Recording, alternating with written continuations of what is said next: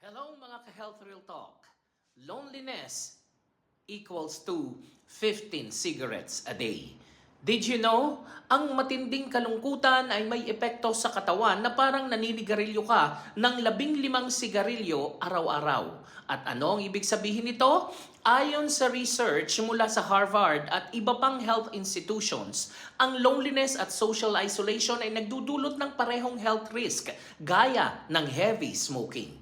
Kapag kulang ang social connection, tumataas ang stress hormones like cortisol. Bumababa ang immune system at mas madaling tamaan ng sakit. Epekto ng loneliness sa katawan, heart disease at stroke. Mas mataas ang risk dahil sa chronic stress, depression at anxiety. Loneliness triggers mental health issues. Poor sleep quality, mas mahirap makatulog at hindi deep sleep. Weakened immunity, mas madaling magkasakit. Shorter lifespan, mas maikli ang inaasahang haba ng buhay mo.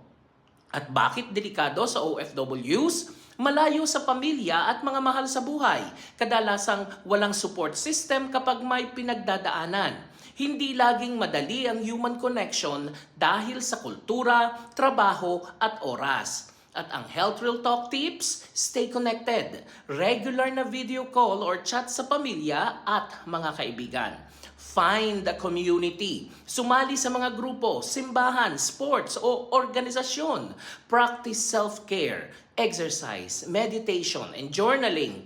Reach out. Kung matindi ang nararamdaman, humingi ng tulong sa counselor o support groups. At ang Health Real Talk reminder, ang kalungkutan ay hindi simpleng emosyon lang. Ito ay public health risk.